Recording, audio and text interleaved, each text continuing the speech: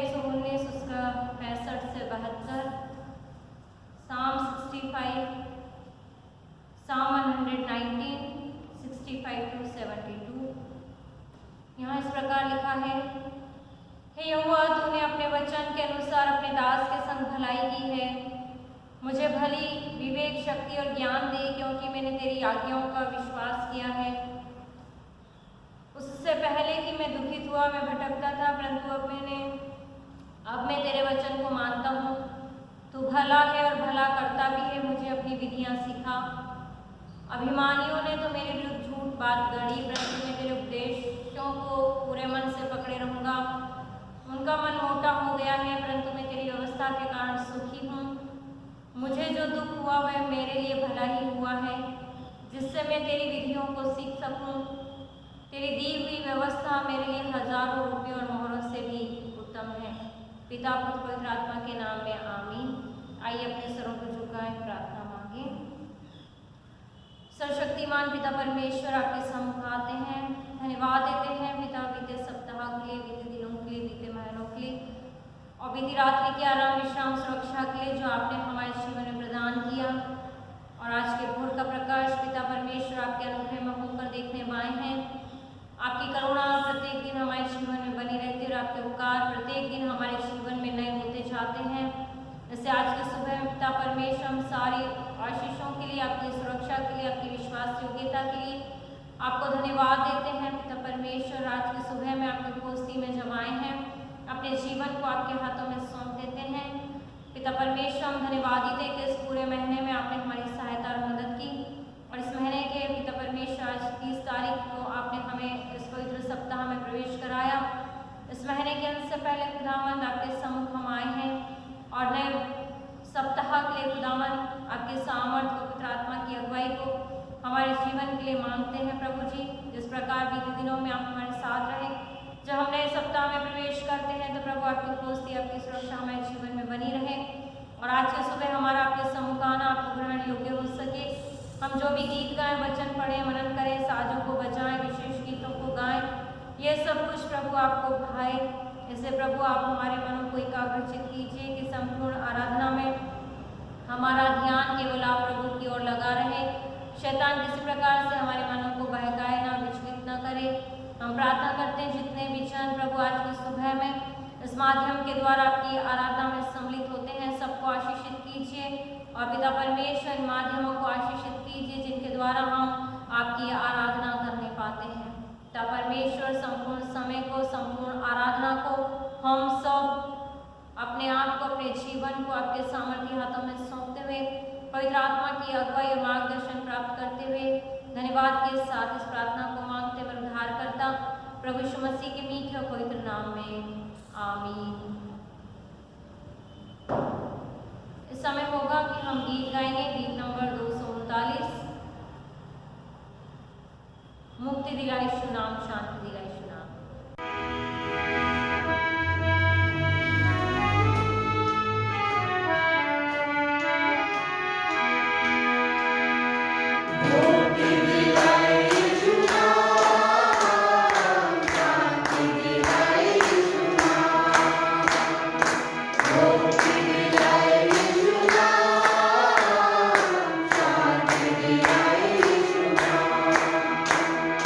Yeshua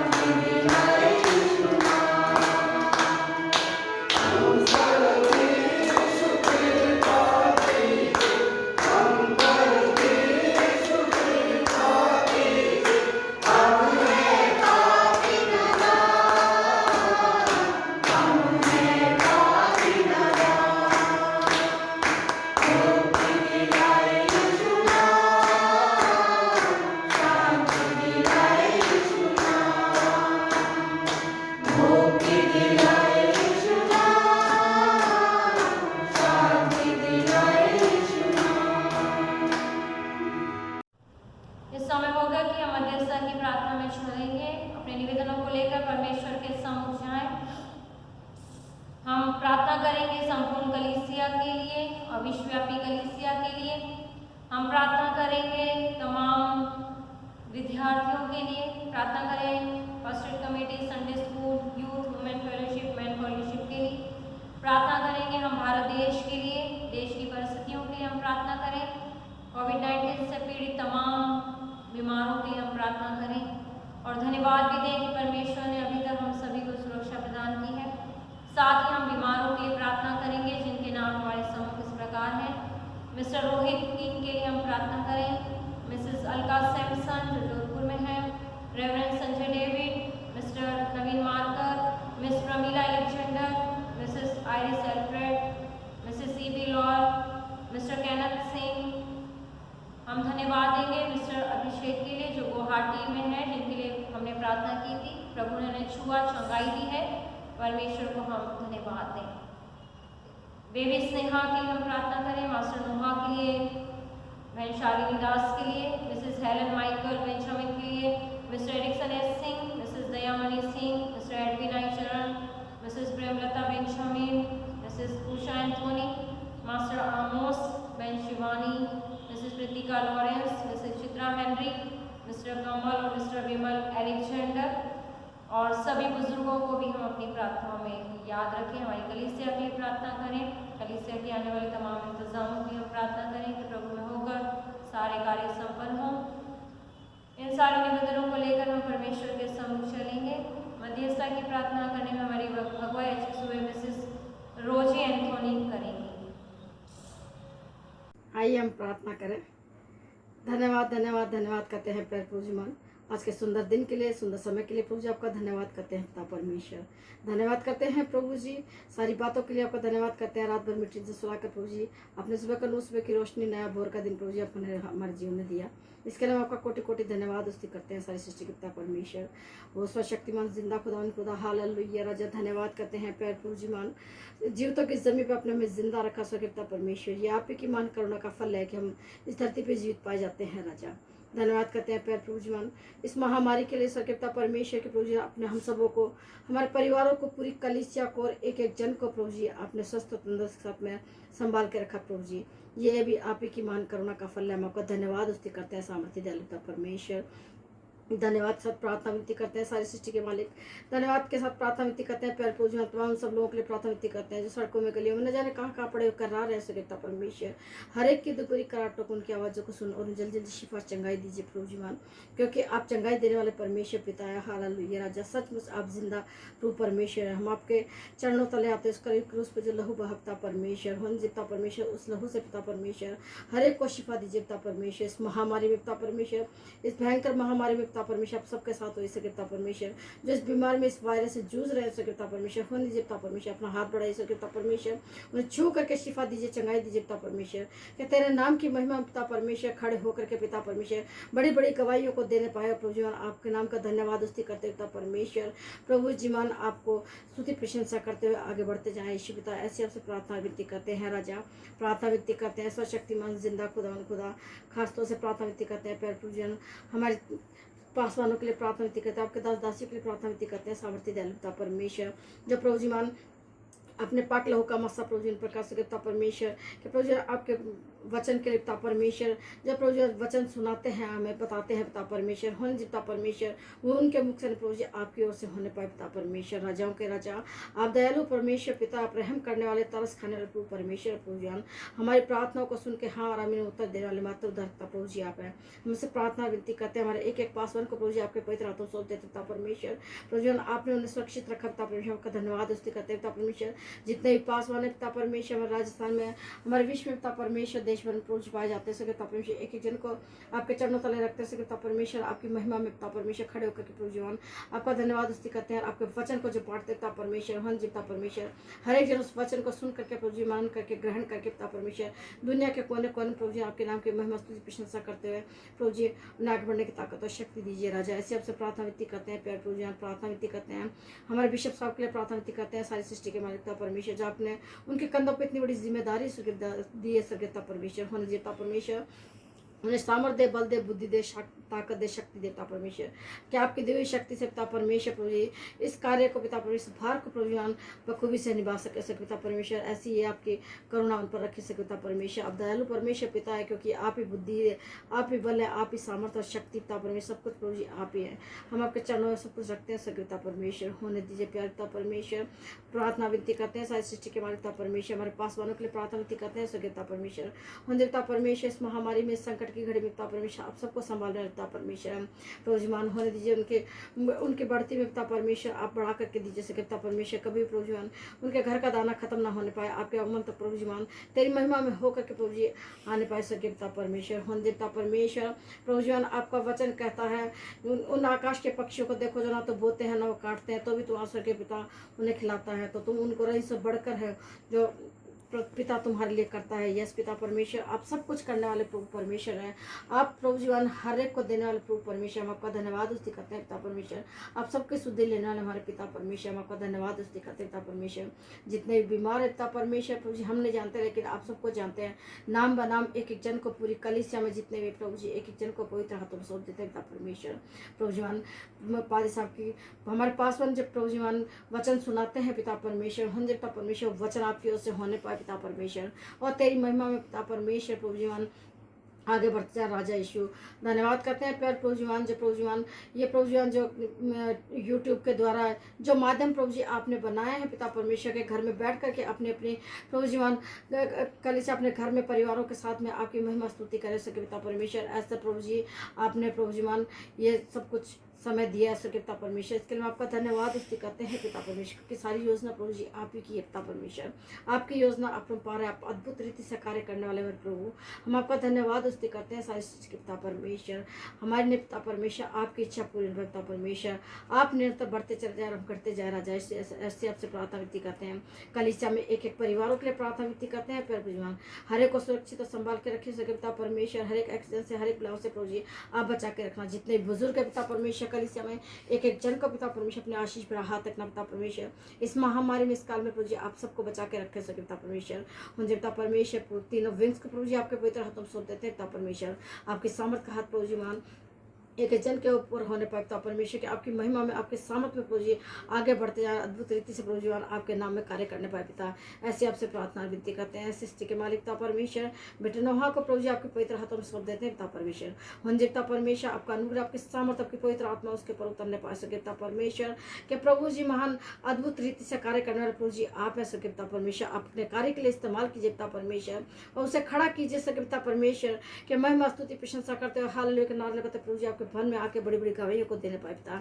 ऐसे आपसे प्रार्थना विनती करते इस बीकानेर में होंगे पिता परमेश्वर, या अद्भुत रीति से पिता परमेश्वर प्रभु जी एक बड़ी चंगाई को देने वाले पिता परमेश्वर आप है प्रभु जी। आपने अंधों को आंखें दी, लंगड़ों को चलना सिखाया, बहरों को कान दे सके पिता परमेश्वर। तो मात्र एक पिता परमेश्वर तेरा बेटा है सके पिता परमेश्वर। अपना हाथ बढ़ा, अपना शिव भरा हाथ बढ़ा पिता परमेश्वर के तेरी महिमा के लिए पिता परमेश्वर कार्य करने पाए सके पिता परमेश्वर। तेरे नाम में प्रभु जी आगे बढ़ता चला जा राजा। ऐसे आपसे प्रार्थना विनती करते हैं सामर्थ्य दयालु पिता परमेश्वर। बहुत तेरे हैं पिता परमेश्वर, एक एक जन को आपके पवित्र हाथों में सौंप देते हैं सृष्टि के मालिक पिता परमेश्वर। आप दयालु प्रभु परमेश्वर पिता परमेश्वर, एक एक घरों को प्रभु जी आपके पवित्र हाथों में सौंपते पिता परमेश्वर। है जनता परमेश्वर, जितने भी जन प्रभु जी इस वक्त पिता परमेश्वर प्रार्थना विनती में पिता परमेश्वर बैठे हुए हैं पिता परमेश्वर, अपने अपने प्रभु जी मान घरों में प्रभु जी मान प्रार्थना कर रहे हैं सके पिता परमेश्वर। हंजे पिता परमेश्वर एक एक जन को आशीषित कीजिए और आपकी महिमा में परिपूर्ण कीजिए सके पिता परमेश्वर। स्वर्गीय पिता परमेश्वर, आप हमारी प्रार्थनाओं को सुन के हाँ और आमीन में उत्तर देते हैं सके पिता परमेश्वर, और उस सब पूरा करते हैं प्रभु जी मान। प्रभु जी मान आपसे धन्यवाद स्तुति करते हो सृष्टि के मालिक पिता परमेश्वर। आप अद्भुत रीति से कार्य करने वाले प्रभु जीवन हमारी कलीसिया में प्रभु जी बड़ी बेदारी अनुभव पिता परमेश्वर के हमें एक मन एक चित्त के आपसे प्रार्थना विनती करते हैं पिता परमेश्वर के प्रभु जीवन अपनी प्रार्थना को सुन के हाँ मैंने उत्तर देते हैं पिता परमेश्वर। और इस महामारी से प्रभु जी आप संकट की घड़ी में आप हमें छुड़ाने वाले प्रभु परमेश्वर है। आपका वचन कहता है तुम मुझसे प्रार्थना विनती करो, एक मन एकजुट होकर मुझसे प्रार्थना विनती करो तो मैं तुम्हारे शहर को जो कहते हो कर दूंगा, इस महामारी से छुटकारा दूंगा। यस पिता परमेश्वर से प्रार्थना विनती करते हैं पिता परमेश्वर इस महामारी से, और मुझे हर एक संकट की घड़ी से आप बचा के रखिए सके पिता परमेश्वर। प्रार्थना करते हैं देश देश के पिता परमेश्वर, जो कि इस वक्त परमेश्वर लड़ाई में, युद्ध में प्रभु जी मान तैयारी में है, लेकिन प्रभु जी मान आपका अनुग्रह, आपकी सामर्थ प्रभु जी, अपनी दया से प्रभु जी हर एक को प्रभु जी मान वहीं पर रोक दीजिए सो पिता परमेश्वर। आपका अनुग्रह हर एक जन के ऊपर होने पाए सो पिता परमेश्वर। तेरी महिमा में पिता परमेश्वर खड़े होकर प्रभु जी भाईचारे की आत्मा एक एक जन में उतरने पाता है। ऐसे हमसे प्रार्थना विनती करते हैं पिता परमेश्वर। प्रार्थना करते हैं सारी सृष्टि के मालिक पिता परमेश्वर, जबकि आपका आगमन नजदीक है सो पिता परमेश्वर। मंदिर पिता परमेश्वर प्रभु जी आपका वचन कहता है जब जब इस धरती पे सब कुछ होगा तो मैं वहाँ पर मौजूद हूँ। यस लॉर्ड राजा, आप ही की अनुग्रह से सब कुछ है सो पिता परमेश्वर। प्रभु जी प्रार्थना करते हैं पिता परमेश्वर, जहाँ पर बाढ़ आ रही है, पानी का प्रकोप है पिता परमेश्वर, आप आंधी पानी को डांट कर हमारे प्रभु परमेश्वर प्रभु जीवन अपना हाथ बढ़े से पिता परमेश्वर, हर के गुनाहों को क्षमा कर, हमारे गुनाहों को बख्श दे, हमें प्रभु जीवन अपने लहू से धो करके साफ कीजिए, एक नया मन नई आत्मा से भर दीजिए पिता परमेश्वर। हमें जागते रहना पिता परमेश्वर कि प्रभु जीवन वो घड़ी कोई नहीं जानता कि आपका हमारे बीच में आए पिता परमेश्वर। हमसे प्रार्थना विनती करते हुए प्रभु जी पाए जाए प्रभु जी, ऐसे आपसे प्रार्थना विनती करते हैं प्रभु जी।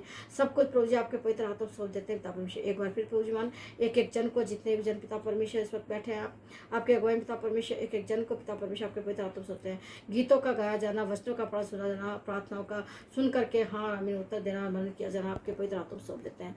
सारा आदर, सारा मान, सारा महिमा, सारा गौरव प्रभु जी आपको देते हैं। इसके योग्य प्रभु जी आप पे मांग लेते छोटी दुआ हमारे उद्धार करता प्रभु यीशु मसीह के नाम में सुना दया से ग्रहण कीजिए राजा।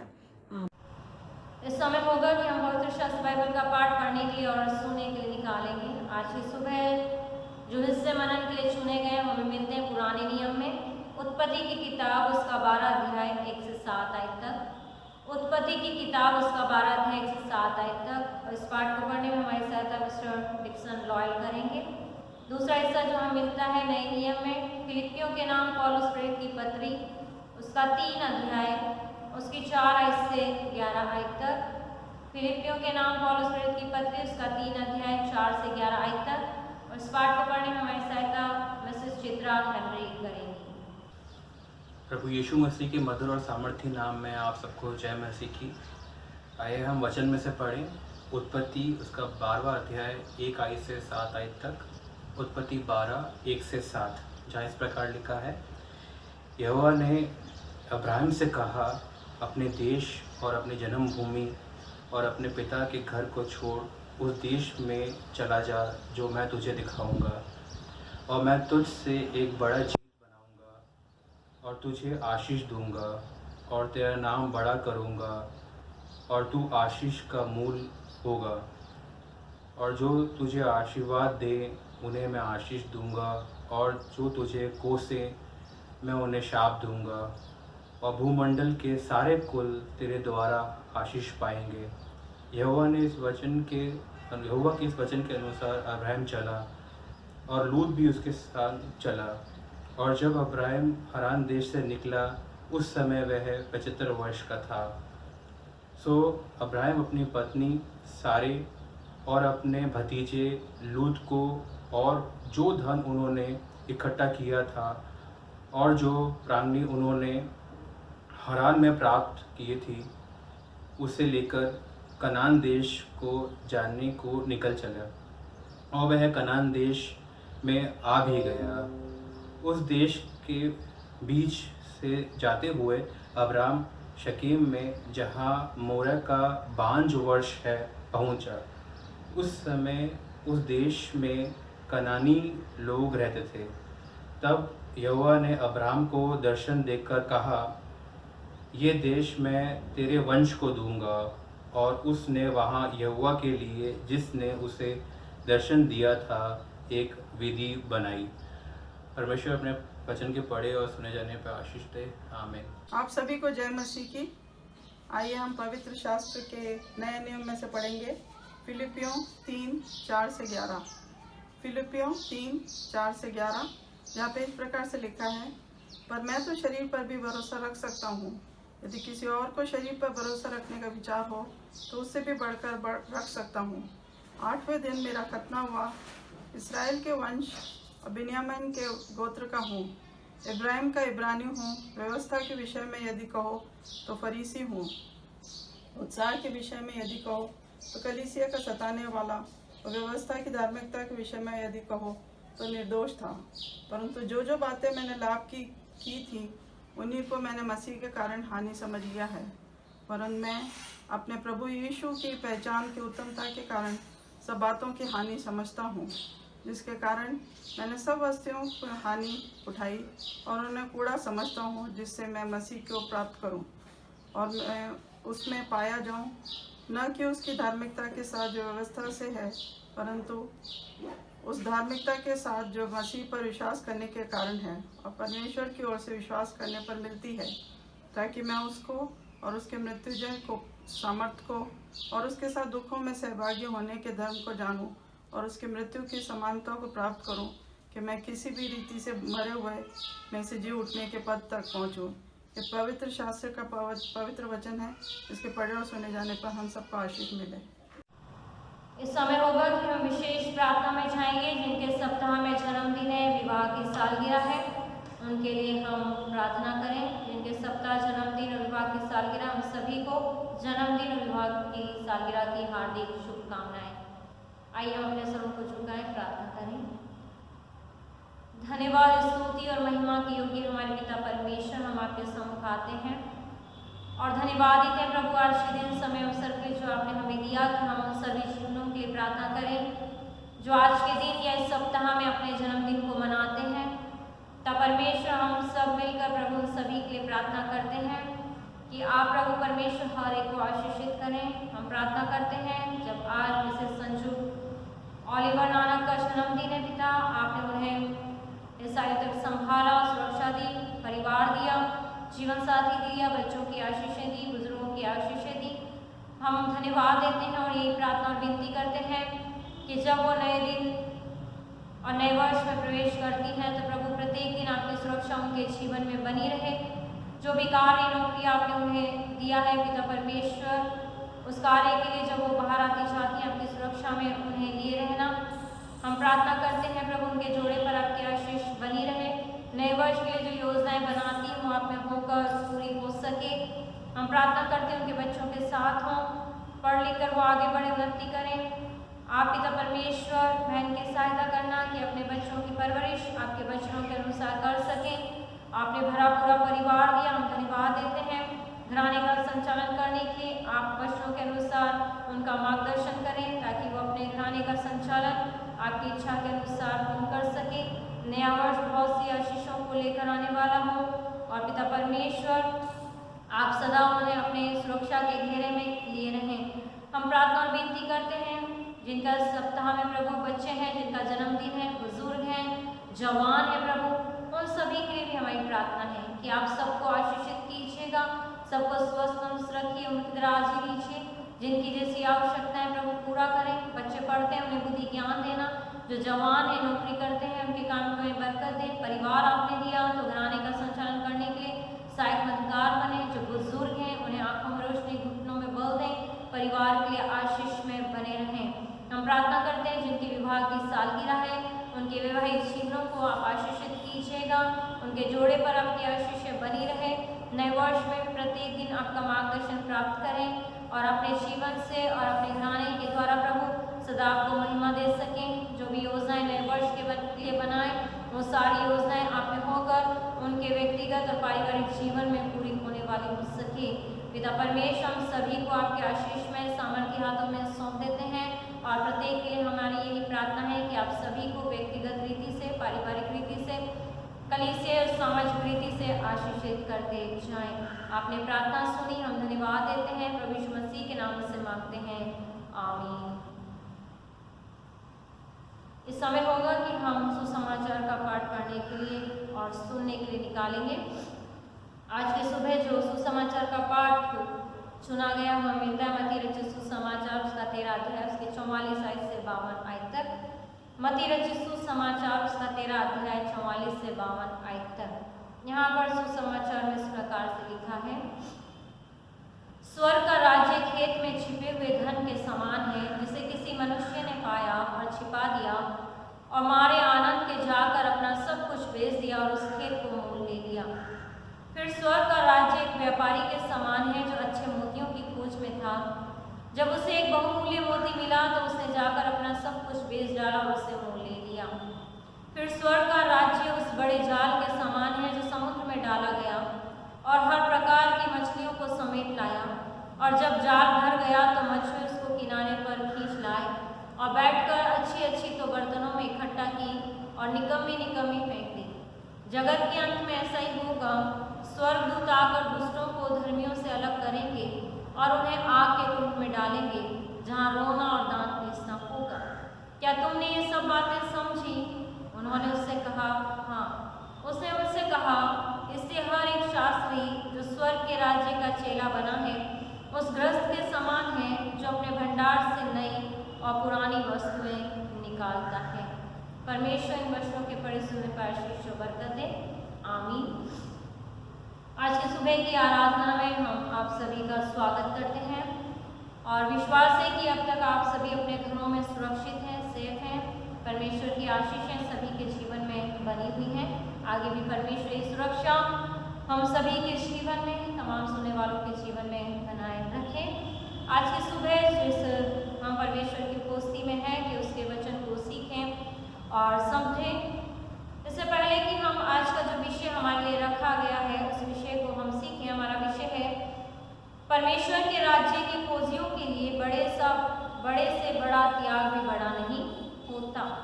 परमेश्वर के राज्य के खोजियों के लिए बड़े से बड़ा त्याग भी बड़ा नहीं होता। इस विषय को हम सीखेंगे।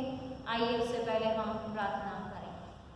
है सर्वशक्तिमान परमेश्वर, आपने अपने लिए ही हमारी सृष्टि की है और हमारा हृदय तब तक बेचैन रहता है जब तक हम आप में चैन प्राप्त न करें। हमारी सहायता कीजिए कि हम अपना हृदय केवल आप में ही लगाएं, ताकि संसार में हम आपकी शांति का अनुभव करें और आने वाले संसार में पूर्ण आनंद हमारे प्रभु यीशु मसीह के द्वारा, जो आपके पवित्र आत्मा के साथ एक परमेश्वर हैं और अब तक सदा सर्वदा जीवित और राज्य करते हैं। पिता परमेश्वर, हम आपसे प्रार्थना करते हैं आज की सुबह जो वचन को सीखने आए हैं तो प्रभु आपकी उपस्थिति हमारे मध्य में दें, ताकि हम वचनों को सुने, समझें और ग्रहण करें। मेरे होठों के बोल, मेरे मन के विचार आपकी दृष्टि में ग्रहण योग्य हो और जो भी वचन है वो मेरा नहीं लेकिन आपका होने के लिए प्रार्थना और विनती करती हूँ। आपके सामर्थ्य पवित्र आत्मा की अगुवाई को चाहते हुए इस प्रार्थना को मांगते प्रभु यीशु मसीह के नाम में, आमीन।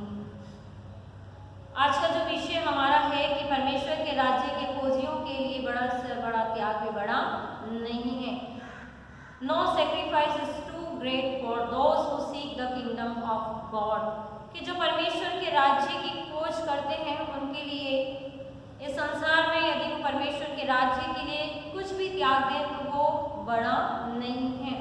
आज की सुबह जब हम इस विषय को सीखते हैं कि परमेश्वर का राज्य, यीशु की शिक्षा का मुख्य विषय परमेश्वर का राज्य था। परमेश्वर के राज्य के बारे में यीशु की शिक्षा पुराने नियम की शिक्षा का विकसित रूप थी, जो ये बतलाती थी कि उसके द्वारा परमेश्वर का राज्य पूर्णतः सार्थक हो गया है। कि जब प्रभु यीशु मसीह आए, प्रचार किया और यूहन्ना ने भी एक परमेश्वर के राज्य के, स्वर्ग के राज्य के बारे में प्रचार किया। और जब प्रभु यीशु मसीह संसार में आकर परमेश्वर के राज्य के बारे में बताते हैं, शिक्षाएं देते हैं, तो वो पूर्णतः सार्थक होता है, वो कार्यान्वित होता है। परमेश्वर का राज्य क्या है? संपूर्ण बाइबल में परमेश्वर का राज्य का परमेश्वर का शासन है। यह वह क्षेत्र नहीं है जिस पर वह शासन करता है, परंतु वह शासन है जिसे वह व्यवहार में लाता है। कि परमेश्वर का राज्य स्थापित होने का अर्थ है कि व्यवहार में परिवर्तन आना, उसको व्यवहार में, परमेश्वर के शासन को व्यवहार में लागू करना। वह व्यक्ति जो परमेश्वर के राज्य की खोज करता है वह उसके अपने जीवन में परमेश्वर के शासन की खोज करता है। मत्ती 6:33 में लिखा है, पहले परमेश्वर के स्वर्ग और राज्य की खोज कर और राज्य स्वर्ग खोज कर, तो ये सारी वस्तुएं तुम्हें क्या होगी? मिल जाएगी। तो जो परमेश्वर के राज्य की खोज करता है वह सबसे पहले अपने जीवन में परमेश्वर के शासन की खोज करता है कि वो परमेश्वर को अपने जीवन में, उसके कार्य को अपने जीवन में क्रियान्वित होने दे। और वह व्यक्ति जो परमेश्वर के राज्य को ग्रहण करता है वह परमेश्वर को अपने जीवन में ग्रहण करता है, अर्थात तो परमेश्वर की शिक्षाओं को, उसके वचनों को अपने जीवन में ग्रहण करता है। मरकुस रचित सुसमाचार उसका 10वां अध्याय और उसके 15 आयत जब हम पढ़ते हैं तो वहाँ पर हम इस बात को समझ सकते हैं। मरकुस 10 और उसके 15 आयत में यहाँ पर लिखा है, मैं तुमसे सच कहता हूँ कि जो कोई परमेश्वर के राज्य को बालक के समान ग्रहण न करे वह उसमें कभी प्रवेश करने ना पाएगा। तो जो परमेश्वर के राज्य को ग्रहण करता है वह परमेश्वर को अपने जीवन में ग्रहण करता है, अर्थात उसकी दीनता को, उसकी नम्रता को, उसके गुणों को ग्रहण करता है। और वहाँ पर ग्रहण करने के बारे में प्रभु यीशु मसीह मरकुस 10 और उसके 15 में ये कहते हैं कि जो कोई परमेश्वर के राज्य को बालक के समान ग्रहण न करे, अर्थात बालक के समान स्वभाव न हो, नम्र स्वभाव, क्षमा करने का स्वभाव, प्रेमी स्वभाव, ये स्वभाव न हो, तब तक वहाँ लिखा है कि परमेश्वर के राज्य में कभी प्रवेश करने नहीं पाएगा। तो परमेश्वर का राज्य भौतिक नहीं है कि भौतिक रूप से उसको पदार्थ के रूप में, वस्तुओं के रूप में उस राज्य को प्राप्त करें, परंतु परमेश्वर का राज्य आत्मिक अर्थ रखता है। भौतिक अर्थ उसका नहीं, लेकिन एक आत्मिक अर्थ रखता है कि परमेश्वर के द्वारा बताई गई बातों को, उसके आज्ञाओं को, उसके वचनों को हम जो आत्मिक रीति से क्या करें, अपने जीवन में ग्रहण करें। यीशु ने परमेश्वर के राज्य के रहस्य पर जो बल दिया उसका उल्लेख मत्ती रचित सुसमाचार 13 के दृष्टांतों में मिलता है। आज की सुबह जो हमने मत्ती रचित सुसमाचार पढ़ा, यहाँ पर प्रभु यीशु मसीह जो है 7 दृष्टांतों के द्वारा स्वर्ग के राज्य के बारे में बताते हैं, वर्णन करते हैं। और यहाँ पर जो हमने पिछले रविवार को हमने देखा था, सीखा था कि बीज बोने वाले का दृष्टांत, कि जो बीज बोया गया उसकी सफलता किस बात पर निर्भर करती है। बीज और भूमि वाला दृष्टांत बतलाता है कि परमेश्वर के राज्य के संदेश को ग्रहण करना और उसे अस्वीकार करने के लिए लोग स्वतंत्र हैं, कि जो वचन बोया गया, जो बीज बोया गया, वो उस वचन को ग्रहण करें या ना करें, इस बात के लिए व्यक्ति क्या है, स्वतंत्र है। इसलिए अधिकतर लोग इसे अस्वीकार ही करते हैं, परंतु जो लोग इसे ग्रहण करते हैं वे अपने जीवन में महान आत्मिक उन्नति का अनुभव करते हैं। जिन्होंने परमेश्वर के राज्य की बातों को, परमेश्वर के उन वचनों को जिन्हें उसने दिया, उसको ग्रहण करते हैं, तो वहाँ पर लिखा है कि बहुत सारी आत्मिक आशीषों को अपने जीवन में क्या करते हैं, प्राप्त करते हैं। आत्मिक उन्नति का अनुभव वो स्वयं अपने जीवन में प्राप्त करते हैं। इससे हमारे लिए एक स्वतंत्रता है कि हम उस स्वर्गीय राज्य को प्राप्त करने के लिए किस प्रकार से हम अपने जीवन को व्यवहार में उस वचन को लेकर आए, क्योंकि हमें स्वतंत्रता है कि हम वचन सुनकर ग्रहण करें या ना ग्रहण करें। स्वर्ग राज्य में प्रवेश करने के लिए हम कार्य करें या कार्य न करें, क्योंकि जो लोग उस वचन को ग्रहण कर लेते हैं वो अपने जीवन में महान आत्मिक उन्नति को प्राप्त करते हैं और आशीषों का भी अनुभव वो अपने जीवन में करने पाते हैं। गुप्त धन और अनमोल मोती का दृष्टांत ये प्रकट करता है कि जब किसी व्यक्ति को यह अनुभव हो जाता है कि स्वर्ग का राज्य अर्थात परमेश्वर का राज्य कितना बहुमूल्य है, तो वह इसमें प्रवेश करने के हर प्रकार से त्याग करने के लिए तैयार हो जाता है। और आज का दृष्टांत यही बताता है, 44 आयत से हमने पढ़ा, यहाँ पर छिपे हुए खजाने का दृष्टांत है, अनमोल मोती का दृष्टांत है। और यहाँ पर ये दोनों दृष्टांत बताते हैं कि स्वर्ग का राज्य खेत में छुपे हुए धन के समान है, जिसे किसी मनुष्य ने पाया, छिपा दिया, मारे आनंद के जाकर अपना सब कुछ बेच दिया और उस खेत को मोल ले लिया। कि जब हमें इस बात का पता चल जाता है कि परमेश्वर के उपस्थिति में रहना, प्रभु यीशु मसीह की संगति में रहना हमारे लिए आनंद की बात है और प्रभु यीशु मसीह के द्वारा हम परमेश्वर के राज्य में, स्वर्ग के राज्य में प्रवेश कर सकते हैं, तो उसको प्राप्त करने के लिए वचन बताता है कि जो कुछ भी बहुमूल्य हमारे जीवन के लिए, उसको छोड़कर वो क्या करेगा, उस स्वर्ग के राज्य के उस वस्तु को प्राप्त करना चाहेगा। यहाँ पर छुपे हुए धन के समान उसको बताया है, और जब व्यक्ति को पता चला तो उसने अपना क्या कर दिया, सब कुछ बेच दिया। तो यहाँ पर हम देखते हैं कि उस में प्रवेश करने के लिए, उस राज्य में प्रवेश करने के लिए जो बहुमूल्य है, वो उसमें प्रवेश जब हम करना चाहते हैं तो हमें बहुत त्याग करने की आवश्यकता है, हमें बहुत कुछ छोड़ने की आवश्यकता है। परमेश्वर जो हमसे मांग करता है, परमेश्वर जो हमसे चाहता है, वो हमें करने की जरूरत है। उत्पत्ति की किताब जो आज की सुबह पढ़ा 12 अध्याय 7 आयत, और यहाँ पर हम अब्राहम के बुलाहट के बारे में देखते हैं कि परमेश्वर ने अब्राहम को क्या दी, बुलाहट दी। अब्राहम को परमेश्वर ने बुलाया, और जब परमेश्वर ने अब्राहम को बुलाया और उसको आज्ञा दी, उससे कहा कि तू अपने देश, अपने कुटुंब कुटुंबियों अपने पिता के घर को छोड़कर उस देश में चला जाओ जो मैं तुझे क्या करूँगा, दिखाऊंगा। यहाँ पर परमेश्वर ने अब्राहम को आज्ञा दी और उसने बोला कि तू सब छोड़, जिस देश में तू रहता है उस देश को क्या कर, छोड़ दे। कुटुंबियों को, जो परिवार के सदस्य हैं, परिवार के लोग हैं, और माने क्या अपने पिता के घर को छोड़कर उस देश में चला जा जो मैं तुझे दूंगा। अब्राहम ने परमेश्वर की आज्ञा को सुना और वहां पर उसने उसकी आज्ञा को सुनकर, मानकर उसने क्या किया, अपने घराने को छोड़ दिया, अपने कुटुंब को छोड़ दिया, अपने उस देश को छोड़ दिया जिसमें वो रहता था। उसने अपने पिता के घर को छोड़ दिया और सब कुछ छोड़कर वो क्या हुआ, परमेश्वर की आज्ञा के अनुसार उस देश से निकल गया। और वहां पर हम पाते हैं कि परमेश्वर ने जब अब्राहम को बुलाहट दी तो परमेश्वर ने अब्राहम के लिए प्रतिज्ञाएं भी वहां पर की। वहां पर वचन 2 और 3 में जब हम पढ़ते हैं तो वहां पर लिखा है, मैं तुझसे एक बड़ी जाति बनाऊंगा, तुझे आशीष दूंगा, तेरा नाम महान करूंगा, तू आशीष का मूल होगा। जो तुझे आशीर्वाद दे उन्हें मैं आशीष दूंगा और जो तुझे कोसे उसे मैं शाप दूंगा। मैं भूमंडल के सारे कुल तेरे द्वारा आशीष, भूमंडल के सारे कुल तेरे द्वारा आशीष पाएंगे। और इसी अध्याय में जब हम पढ़ते हैं तो अब्राहम जो है अपनी पत्नी सारे, अपने भतीजे लूत को और जो धन उन्होंने इकट्ठा किया था और जो प्राणी उन्होंने हारान में प्राप्त किए सब को लेकर कनान देश में जाने को निकल चला और वे कनान देश में आ गए। और वहां पर उसने, यहोवा ने उसे दर्शन दिया और कहा, ये देश में तेरे वंश को दूंगा। जब अब्राहम से परमेश्वर ने कहा था तब उसे उसकी बात में किसी प्रकार की आनाकानी नहीं की, लेकिन उसने क्या कर दिया, अपने सब कुटुंब को छोड़ दिया, त्याग कर दिया। क्यों? क्योंकि उसे एक धनी आशा थी, उसे परमेश्वर पर विश्वास था और वो न केवल यहाँ पर सांसारिक राज्य की बाट जोड़ रहा था, सांसारिक राज्य के लिए उसने विश्वास किया था कि उसे भौतिक रीति से एक देश मिलेगा जहाँ पर उसके वंश राज्य करेंगे। और सच में परमेश्वर ने अब्राहम के वंश को बढ़ाया, उसे दिया, वो स्थान दिया। लेकिन जब इब्रानियों उसका 11 अध्याय और उसके 8 से 10 वचन को पढ़ते हैं तो ये अब्राहम ने जो त्याग किया वो उसका त्याग किस आशा के लिए था, किस वस्तु के लिए था। हम इब्रानियों 11 8 से 10 पढ़े तो वहां पर लिखा है, विश्वासी से अब्राहम जब बुलाया गया तो आज्ञा मानकर ऐसी जगह निकल गया जिसे मिरास में लेने वाला था और वे यह न जानता था कि मैं किधर जाता हूँ, तो भी निकल गया।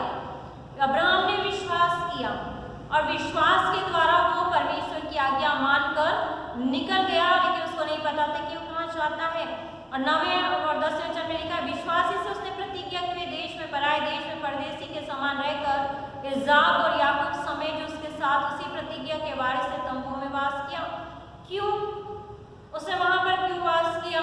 जबकि हमने देखा कि परमेश्वर का राज्य भौतिक नहीं परंतु आत्मिक है और वो इस संसार में परमेश्वर का राज्य है और इस संसार के बाद भी परमेश्वर एक राज्य अपने विश्वासियों को देता है। और यहाँ पर अब्राहम कहता है क्योंकि वह उस स्थिर नींव वाले नगर की बाट जोता था जिसका रचने वाला और बनाने वाला परमेश्वर है।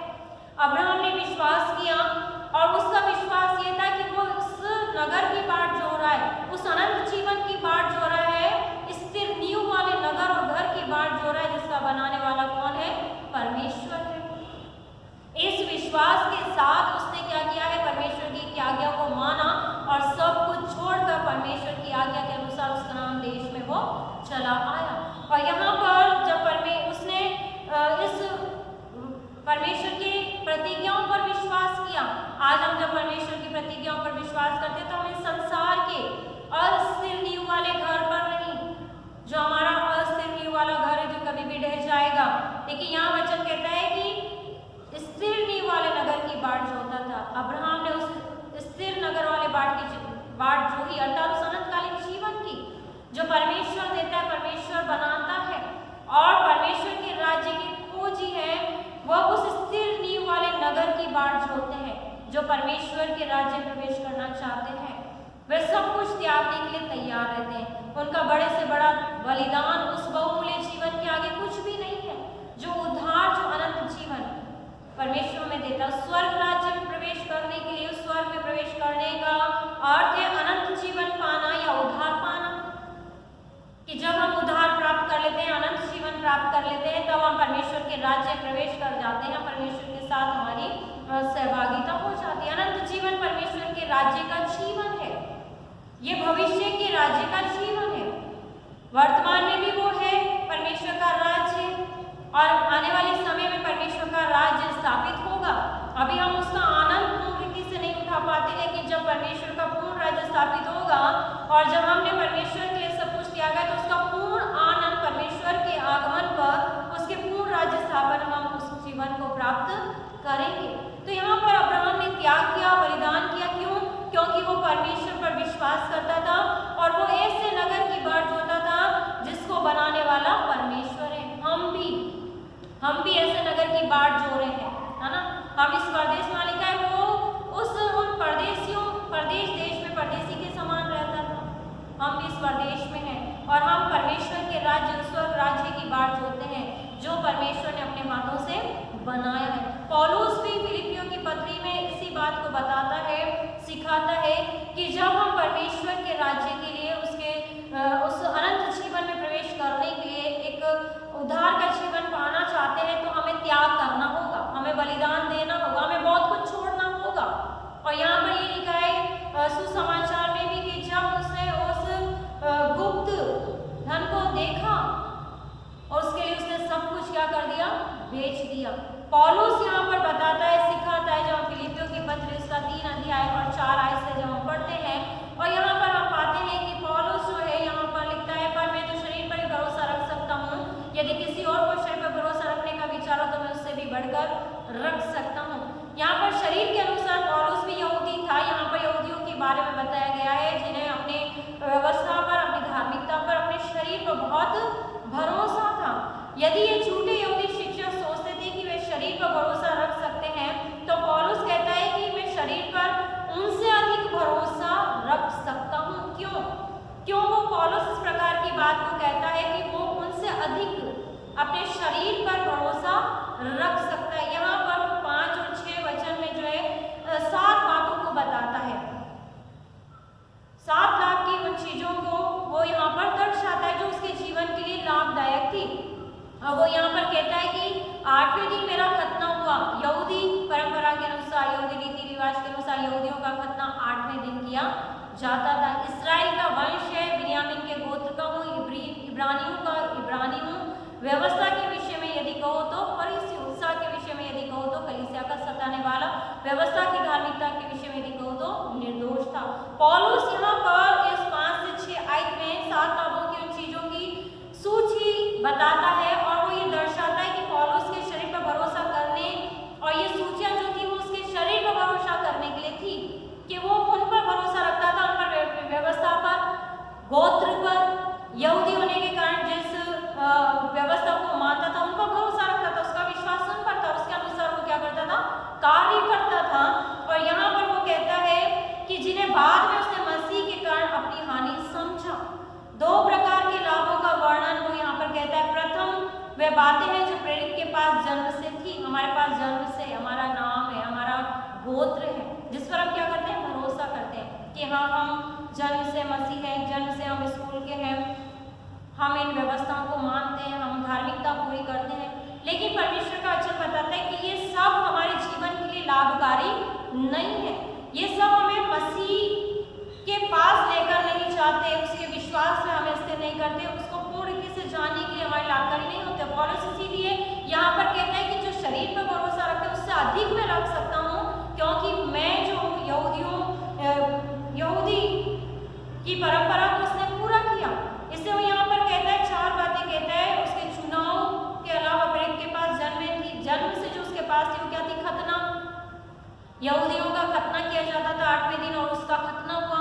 वो इस्राएल के वंश का है और वहाँ लिखा बिन्यामीन का गोत्र है, जो सबसे छोटा गोत्र है, उस गोत्र का वो है, और इब्री माता पिता का इब्री बेटा है। अर्थात वो पूर्ण रीति से उसके अंदर वो सारे गुण हैं, वो एक प्रतिष्ठित घराने का पुरुष है।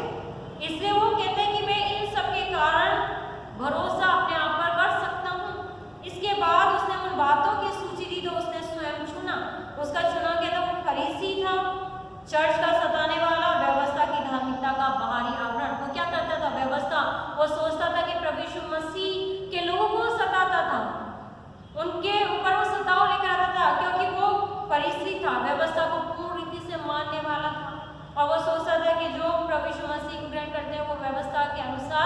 नहीं चल रहे हैं।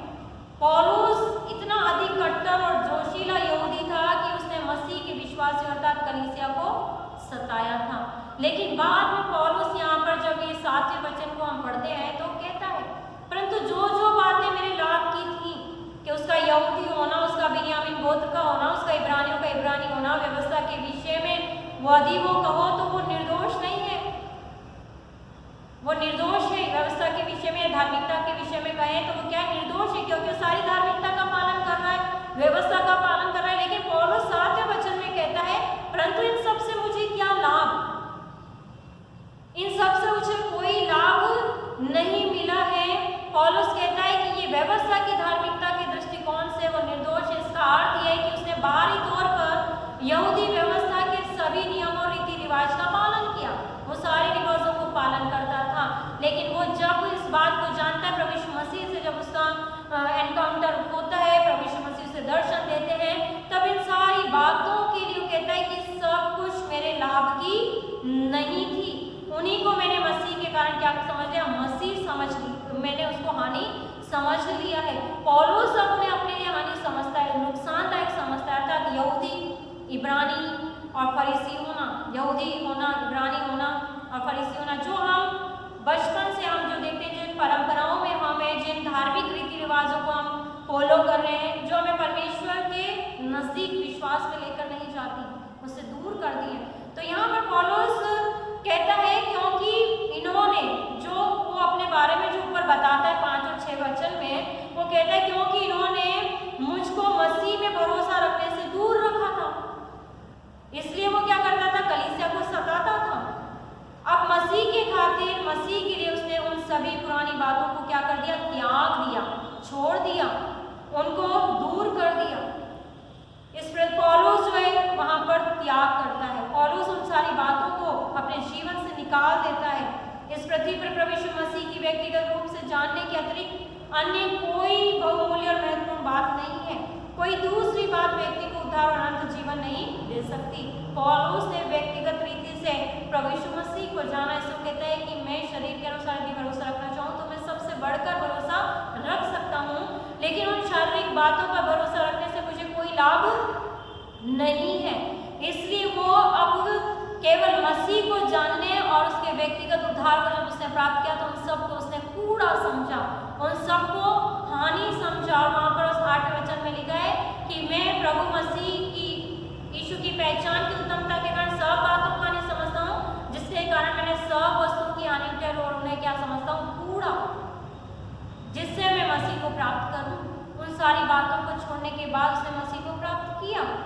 केवल मसीह को जानने, व्यक्तिगत उद्धार ग्रहण करने के द्वारा हम उद्धार प्राप्त कर सकते हैं, स्वर्ग राज्य में हम प्रवेश कर सकते हैं। कि हम उदाहरण सोचते हैं, हमें कल्पना करें कि हम एक नाव की कल्पना करें कि हम नाव में हैं, उसमें बहुत सारी बहुमूल्य वस्तुएं क्या हैं, भरी हुई है, और उस नाव में हम यात्रा कर रहे हैं, और वो नाव जब समुद्र में है, इस पार से उस पार जा रही है, और बीच में तूफान आता है और नाव डूबने लगती है, तो जो उसमें हम बैठे या यात्री जो बैठे, उन्हें क्या करना चाहिए, उन्हें करना चाहिए कि वो क्या करेंगे, नाव डूबने लगी, अगर अपने जीवन को बचाना है तो उसमें जितनी भी बहुमूल्य वस्तुएं हैं उनको क्या करना होगा, उन्हें बाहर फेंकना होगा। यदि उन वस्तुओं को बाहर नहीं फेंकेंगे तो उनका जीवन बचेगा नहीं। तो जब हम मनुष्य जो अपने जीवन को बचाना चाहता है, सुरक्षा या बचाव करना चाहते हैं, तो सारी वस्तुओं को बाहर फेंकने की आवश्यकता है। सभी वस्तुएं बहुमूल्य हैं, हमारे जीवन में बहुत सारी ऐसी बातें हैं, बहुत सारी ऐसी वस्तुएं जो हमारे जीवन के लिए बहुत बहुमूल्य रखती है, महत्वपूर्ण है, उनको हम कभी निकालना नहीं चाहते। लेकिन यहाँ पर वचन बताता है, यदि हम इस प्रकार की कल्पना करते हैं तो हमें डूबने से बचने के लिए उन वस्तुओं को जो हमारे जीवन की बहुत ज़्यादा हमारे जीवन के लिए प्रभावशाली, उनको बाहर निकालना ही होगा। पौलुस ने अपने जीवन रूपी नैया से अपनी पुरानी सभी धार्मिक बातों को बाहर निकाल दिया, जिन धार्मिक बातों को जो आडंबर के रूप में थी, जो सिर्फ बाहरी रूप से कार्य करती थी, आंतरिक रूप से परिवर्तन नहीं लाती थी, उसको क्या कर दिया, दूर कर दिया। पौलुस ने इन सभी बातों को गवा दिया ताकि मसीह को प्राप्त करे, ताकि वे बचाया जा सके। यीशु ने इस विषय पर लोगों के बारे में 2 दृष्टांत यहाँ पर कहे, जो हमने आज की सुबह पढ़े कि 2 दृष्टांत प्रभु यीशु मसीह बताते हैं, सिखाते हैं कि ईश्वर का राज्य खेत में छुपे धन के समान है। जिसने उस छुपे हुए धन को प्राप्त कर लिया कि वास्तव में प्रभु यीशु मसीह के साथ कैसा आनंद है, प्रभु यीशु मसीह की संगति में कैसा आनंद है, वो उस आनंद को प्राप्त करने के लिए, उस मसीह को प्राप्त करने के लिए, उस छुपे हुए धन को प्राप्त करने के लिए क्या करेगा? पहले तो उसने क्या किया? छिपे हुए धन के समान है जिसे किसी मनुष्य ने पाया और छिपा दिया। फिर आनंद के मारे जाकर उसको क्या कर दिया? खरीद लिया। अपना जितना कुछ था उसको बेचकर खरीद लिया है। और दूसरा अनमोल मोती का दृष्टांत है। फिर स्वर्ग का राज्य एक व्यापारी के समान है जो अच्छे मोतियों की खोज में था। जब उसे बहुमूल्य मोती मिला तो उसने जाकर अपना सब कुछ बेच डाला और उसे मोल ले लिया। व्यापारियों को जो हीरे मोती की व्यापार करते हैं उनको परख होती है, कौन सा हीरा बहुमूल्य, कौन सा मोती बहुमूल्य, कौन सा असली मोती है, नकली हीरा है, ये उनको पहचान होती है। और यहाँ पर परमेश्वर का वचन, यहाँ पर प्रभु यीशु मसीह दृष्टांत के अनुसार द्वारा बताते हैं कि स्वर्ग का राज्य एक व्यापारी के समान है। व्यापार जो क्या करता है? अच्छे मोतियों की खोज में रहता है कि कुछ अच्छा प्राप्त कर ले, उसको बहुत बहुमूल्य मोती मिल जाए। और यहाँ पर जब उसे बहुमूल्य मोती मिला तो उसने क्या करा? अपना जो कुछ था सब कुछ बेच दिया उस एक मोती को प्राप्त करने के लिए। तो प्रभु यीशु मसीह इस उदाहरण के द्वारा बताते हैं, सिखाते हैं कि जिन्होंने अपेक्षाकृत अधिक बहुमूल्य वस्तु खरीदने के लिए अपना सब कुछ बेच दिया है, जो उनकी अपेक्षा से अधिक मूल्यवान था उसके लिए उन्होंने सब कुछ बेचा, उसको खरीद लिया।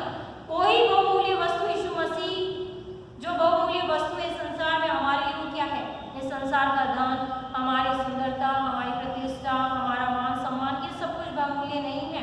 जो हमारे रीति रिवाज जिनके अंदर हम कई बार बंधे होते हैं, धार्मिकता जिसके अंदर हम जकड़े होते हैं, ये सब बहुमूल्य नहीं है। लेकिन कौन हमारे लिए संसार में बहुमूल्य है? प्रभु यीशु मसीह, जिसकी खोज में है ना, जिसके लिए एक सच्चे मसीह की खोज में, एक सच्चा मुक्ति प्राप्त करने के लिए आज लोग भटक रहे हैं, उसको प्राप्त करना चाहते हैं, बहुत परिश्रम करते हैं लेकिन प्राप्त नहीं कर पाते। प्रभु यीशु मसीह हमें बताते हैं संसार की एक साथ रखी हुई वस्तुओं से, जितनी भी वस्तु संसार की, सब में प्रभु यीशु मसीह सबसे अधिक हमारे लिए बहुमूल्य है। इस संसार में बहुत कुछ बहुमूल्य है। अनेक शिक्षक हैं जो बहुत अच्छी शिक्षाएं हमें देते हैं। केवल यीशु वह शिक्षक है जो पूर्ण सत्य की ओर हमें लेकर जाता है और कहते हैं स्मार्ट, सत्य और जीवन में। वो सत्य मार्ग हमें बताता है कि हम उस सत्य मार्ग के द्वारा परमेश्वर तक पहुंच सके। संसार में कई प्रकार की आशीषें हैं, परंतु केवल यीशु ही मनुष्य को सर्वोच्च आशीष, उद्धार, सर्वोच्च आशीष क्या है हमारे जीवन के लिए। जो हमें संसार में बहुत सारी चीजों को पाना चाहते हैं, हमारा अच्छा घर हो, हमारे पास गाड़ी हो, हमारे पास ये हो, हमारे पास वो हो, हम अच्छे से रहें, लेकिन जो सर्वोच्च आशीष परमेश्वर हमें देता है प्रभु यीशु मसीह में, वो है उद्धार और अनंत जीवन।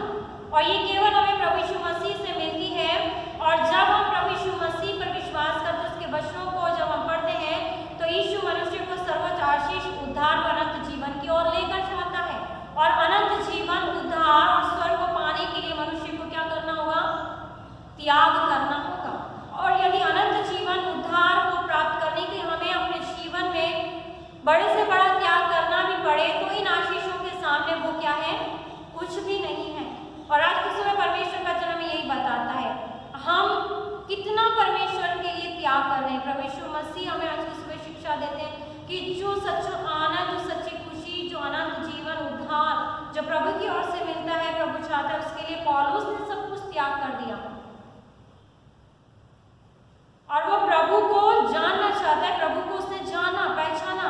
जैसे यहाँ पर पौलुस व्यवस्था की ओर से आने वाली धार्मिकता को प्राप्त करना नहीं चाहता, वह मसीह की धार्मिकता को प्राप्त करना चाहता है। ऐसी धार्मिकता जो परमेश्वर से आती है और विश्वास के द्वारा उत्पन्न होती है। हमारा विश्वास, जब विश्वास के द्वारा जब उस धार्मिकता पर भरोसा रखते हैं तो वो हमें स्वर्ग राज्य प्रवेश कराती है। पौलुस केवल धार्मिकता की खोज नहीं करता, परंतु वह मसीह और उसके पुनरुत्थान के सामर्थ्य को जानना चाहता है। केवल धार्मिकता की खोज नहीं, लेकिन वो पुनरुत्थान के अंदर उसकी सामर्थ्य को जानने के लिए वो खोज करता है। पौलुस मसीह को व्यक्तिगत तौर पर जानना चाहता है। वो चाहता है कि मसीह उसके अंदर निवास करे।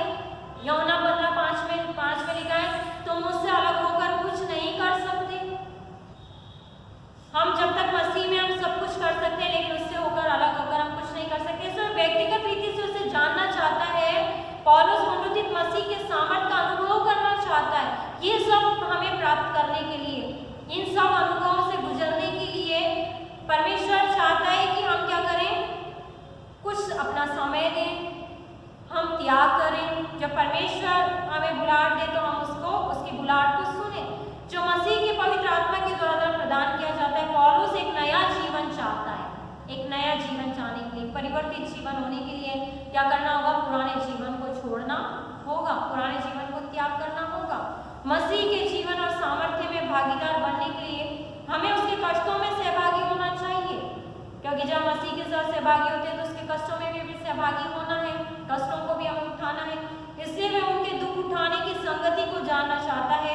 पौलुस उसकी मृत्यु में उसके सदृश्य होना चाहता है, और पौलुस अपनी पुरानी पापी मनुष्यत्व को क्रूस पर चढ़ाना चाहता है। इन सारी बातों में वो ये सब कुछ चाहता है कि उसको व्यक्तिगत रीति से जाने, उसके पुनरुत्थान में सहभागी हो, उसके दुख में सहभागी हो।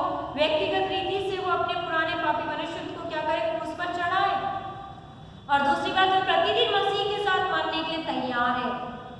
जो कोई मेरे पीछे आना चाहे वो क्या करे, अपना क्रूस उठाए। जो मेरे पीछे आना चाहता है वो अपना क्रूस उठाए और मेरे पीछे हो ले।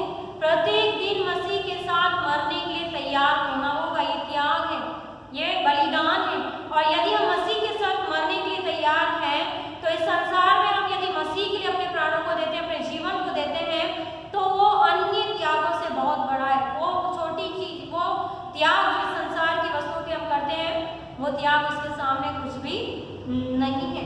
पौलुस यीशु के खातिर अपने जीवन को गंवाने के लिए तैयार है। उस धन को प्राप्त करने के लिए, उस छिपे हुए खजाने को, स्वर्ग राज्य के उस बहुमूल्य मोती को प्राप्त करने के लिए क्या करना होगा, कुछ त्याग करना होगा। उसको प्राप्त करने के लिए बलिदान करना होगा। प्रभु यीशु मसीह के साथ व्यक्तिगत संगति करनी होगी, उसके साथ अपने पुराने पापी स्वभाव को उसके साथ क्रूस पर चढ़ाना होगा, पुराने मनुष्यत्व को। तब हम उस स्वर्ग राज्य में क्या कर सकेंगे, प्रवेश कर सकेंगे। बाहरी रूप से नहीं, आंतरिक रूप से अपने पुराने पापी स्वभाव और अपनी अभिलाषाओं को क्रूस पर चढ़ाना है। जो धार्मिक आडंबर है वो बाहरी जो रीति रिवाज है, जो पौलुस यहाँ पर कहता है कि मैं उन रीतियों को, व्यवस्थाओं को मानता हूँ, वो क्या है, बाहरी दिखावा, बाहरी रूप से उसको पूरा करते हैं। लेकिन परमेश्वर चाहता, पौलुस को कहता है कि बाहरी नहीं लेकिन आंतरिक रूप से, अंदर से हमारा जीवन क्या हो, बदल जाए। पुराने पापी स्वभाव और अपनी अभिलाषाओं को क्रूस पर चढ़ाएं, शरीर के बुरे कामों को मार डालने के बारे में पौलुस कहता है। और वो यहाँ पर उसको कहता है कि मैं उसके साथ मृत्युंजय के सामर्थ को प्राप्त करूं। और यहाँ पर जब हम इन दृष्टांतों को देखते हैं तो उसने सब कुछ मसीह के खातिर त्याग दिया। उसका ये त्याग व्यर्थ नहीं था, उसने मसीह को क्या किया है, प्राप्त किया है। और उसने जो कुछ त्यागा उसका त्याग व्यर्थ नहीं गया, लेकिन उसने मसीह को प्राप्त किया। जिस प्रकार हम देखते हैं कि स्वर्ग राज्य को, अनंत जीवन, उद्धार प्राप्त करने के लिए हमें त्यागना होगा। अब्राहम ने त्याग किया, पौलुस ने त्याग किया। यीशु का 7वां दृष्टांत स्वर्ग के राज्य की तुलना किससे करता है, एक जाल के समान। दो तो उसने किया है कि छुपे हुए खजाने और अनमोल मोती के समान है, जिसको प्राप्त करने के लिए अपना सब कुछ बेचना है। और तीसरा जो 7वां दृष्टांत है इस अध्याय का, वहाँ है जाल का दृष्टांत। और वहाँ लिखा है जिस स्वर्ग का राज्य है उस बड़े जाल के समान समुद्र में डाला गया और हर प्रकार की मछलियों को समेट लाया। और जब जाल भर गया तो मछली उसको किनारे पर खींचकर बैठकर अच्छी तो बर्तनों में इकट्ठा की, निकमी फेंक दी। यहाँ पर 7वें दृष्टांत जो है राज्य, स्वर्ग के राज्य की तुलना जाल से की गई है, जो कि वो क्या किया गया, समुद्र में डाल दिया गया है, भर गया है, मछलियां हैं, बाहर निकाला गया है। फिर मछुआरों ने क्या किया, जाल को खींचा, फिर मछलियों को अलग किया। क्या है यहाँ पर, धर्मी और पापी के बारे में बताया। जब प्रभु यीशु मसीह आएगा, इस संसार में आएगा, तो वहां पर जो दृष्टांत शिक्षा देता है कि जब जाल भर गया, किनारे पर खींच लिया, उसमें अच्छी तो बर्तनों में रखी और निकम्मी को क्या कर दिया, फेंक दिया। जिन्होंने परमेश्वर के राज्य के लिए अपने आप को तैयार नहीं किया और उन्होंने परमेश्वर के वचन को नहीं सुना, उनको क्या कर दिया जाएगा, फेंक दिया जाएगा। लिखा जगत के अंत में ऐसा ही होगा, स्वर्गदूत आकर दुष्टों को धर्मियों से अलग करेंगे और उन्हें आग के कुंड में डालेंगे, जहाँ रोना दांत पीसना होगा। यीशु ने कहा ये छठनी स्वर्गदूत के द्वारा इस युगांत के अंत में होगी, युग के अंत में होगी, दुष्ट और धर्मियों को पृथक किया जाने का ये प्रतीक है कि जब प्रभु यीशु मसीह आएगा तो वो क्या करेगा, जिन्होंने अपना त्याग किया प्रभु के राज्य के लिए, प्रभु की उपस्थिति के लिए, यानी जीवन उद्धार पाने के लिए, जिन्होंने एक अच्छा जीवन जिया है, आज्ञाकारिता का जीवन जिया, वो तो क्या करेंगे? बचा लिए जाएंगे। और जिन्होंने परमेश्वर की इच्छा को पूरा नहीं किया, क्या लिखा है कि उन्हें आग के कुंड में डालेंगे, जहाँ रोना और दांत पीसना होगा। आज की सुबह परमेश्वर हमसे बात करना चाहता है कि हम जिस प्रभु यीशु मसीह पर विश्वास करते हैं और उसके अंत में सहभागी होने के, उसके उद्धार को प्राप्त करने के, अंत जीवन में प्रवेश करने के लिए यदि हमें कुछ भी अपने जीवन में छोड़ना पड़े, त्यागना पड़े, जो हमारे जीवन की बातें जो हमें परमेश्वर के पास आने से रोकती हैं, उनको छोड़कर यदि हम परमेश्वर के सम्मुख आते हैं तो परमेश्वर के राज्य में हम प्रवेश करेंगे। वो हमें अपने अच्छी जगह पर, अच्छे बर्तनों में, अच्छे बर्तनों में इकट्ठी की गई है। और यीशु एक गृहस्थ के समान यहाँ पर कार्य करता है। 51-52 आयत में लिखा है, क्या तुमने सब बातें समझी? पुरानी नई शिक्षा के बारे में बोल रहा है कि क्या तुमने सब बातें क्या करी? समझी। चेलों से पूछ रहा है दृष्टांत को बताने के बाद। उन्होंने कहा हाँ। उसने उनसे कहा, इसलिए हमारे एक शास्त्री जो स्वर्ग के राज्य का चेला बना है, उस गृहस्थ के समान है जो अपने भंडार से नई पुरानी वस्तुएं निकालता है। जब घर के भंडार को देखते हैं, जो स्वामी है वो क्या करता है? पुरानी जो काम की वस्तुएं नहीं है, जो लाभकारी नहीं है, उनको क्या करता है? निकाल देता है। वैसे हमारे जीवन में है, हमारा जीवन जो भंडार है, जो ऐसा घर है जहाँ पर बहुत सारी बातें ऐसी भरी रहती हैं। परमेश्वर चाहता है कि हम इस प्रकार का जीवन जिए कि उससे पुरानी बातें निकाल फेंकें और नई बातों को हम क्या करें? ग्रहण करें। प्रभु यीशु मसीह की बातों को, नई बातों को, स्वर्ग राज्य की बातों को हम ग्रहण करें, ताकि हम उसके स्वर्ग राज्य को प्राप्त कर सकें। तो जब हम स्वर्ग राज्य को प्राप्त करना चाहते हैं तो हमें गृहस्थ के समान, प्रभु यीशु मसीह यहाँ पर जो उदाहरण देता है कि जो स्वर्ग के राज्य का चेला बना है, गृहस्थ के समान है। प्रभु यीशु मसीह शिक्षा दे रहे हैं कि जहाँ हम परमेश्वर के राज्य की खोज कर रहे हैं, परमेश्वर के राज्य को हम प्राप्त करना चाहते हैं, तो हमें उन तमाम पुरानी बातों को, पुराने विचारों को हमें क्या करना होगा? निकालना होगा। और नई वस्तुओं को, नई बातों को, नई आज्ञा को जो परमेश्वर हमें देता है, उसको अपने जीवन में ग्रहण करना होगा। और इस सब के लिए जो हम त्याग करते हैं, वो उस त्याग के आगे कुछ भी नहीं, क्योंकि हमें क्या प्राप्त होगा? अनंत जीवन और उद्धार हमें प्राप्त होगा। आज की सुबह परमेश्वर इन वचनों के द्वारा हमें आशीषित करे और हम परमेश्वर के राज्य के खोजी बने रहें।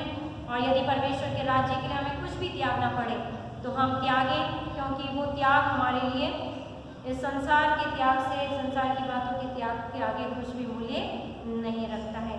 परमेश्वर इस वचन के द्वारा हम सभी को आशीष दे। आइए अपने सरों को झुकाएं, प्रार्थना मांगे।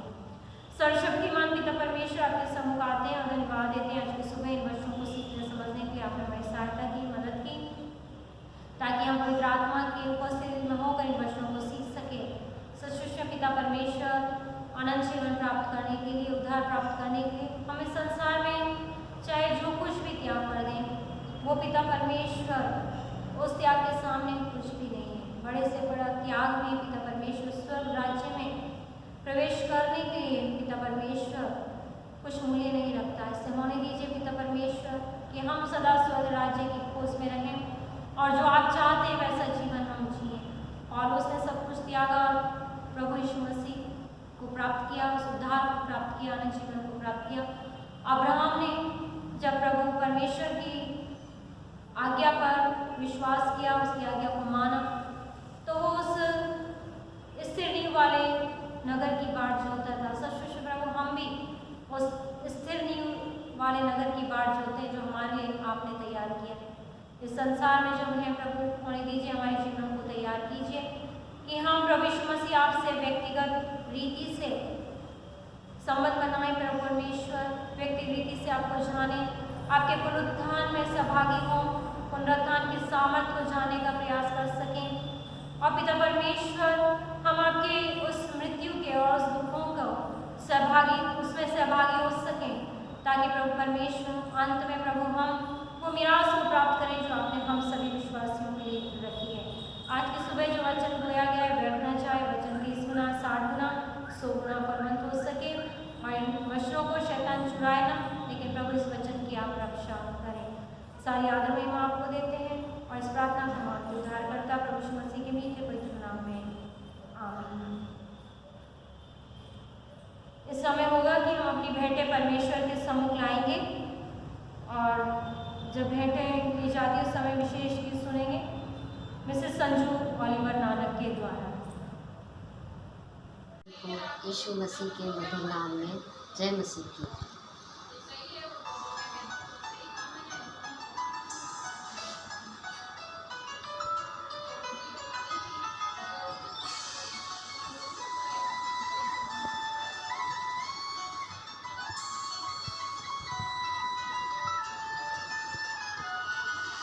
प्यासे हैं प्यास बुझा चश्मे बहा यीशु चश्मे बहा। प्यासे हैं प्यास बुझा चश्मे बहा यीशु चश्मे बहा। दे शिफा तू बीमारों को शिफा का तू है दरिया। प्यासे हैं प्यास बुझा चश्मे बहा यीशु चश्मे बहा।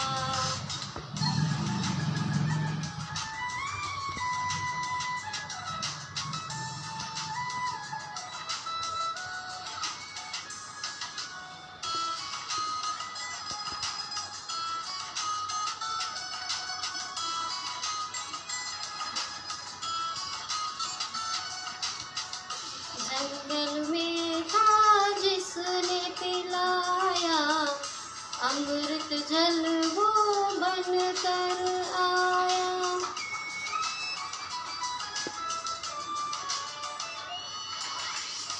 जंगल में था जिसने पिलाया अमृत जल वो बन कर आया। अमृत जल दे पिला शिफा का तू है दरिया। प्यासे हैं प्यास बुझा चश्मे बहा यीशु चश्मे बहा।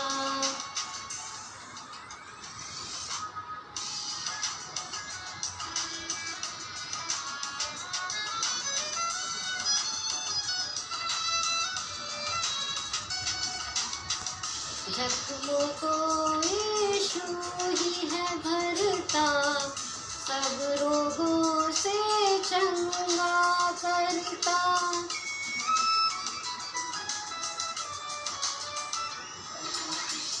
जख्मों को यीशु ही है भरता सब रोगों से चंगा करता। वो है जिंदा खुदा शिफा का तू है दरिया। प्यासे हैं प्यास बुझा चश्मे बहा यीशु चश्मे बहा।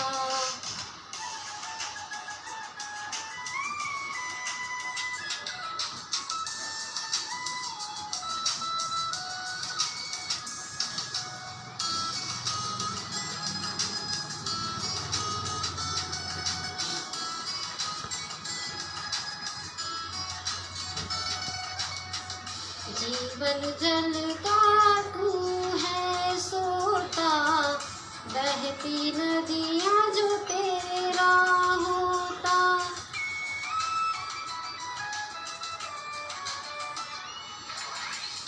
जीवन जल का तू है सोता बहती नदियाँ जो तेरा होता।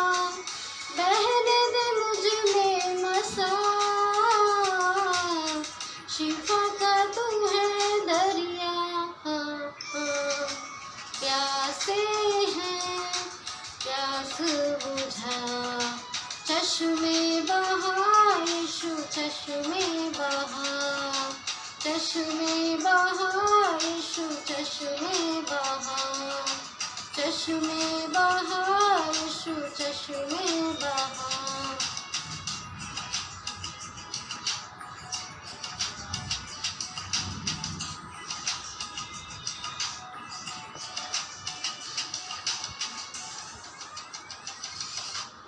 हम धन्यवाद देते हैं आज की सुबह जिन्होंने कलीसिया गीत गाने में सहायता की, बाइबल पाठ पढ़ने में, मध्यस्थता की प्रार्थना करने में और विशेष गीत गाने में सहायता की। प्रभु आप सभी को बहुतायत से आशीषित करें।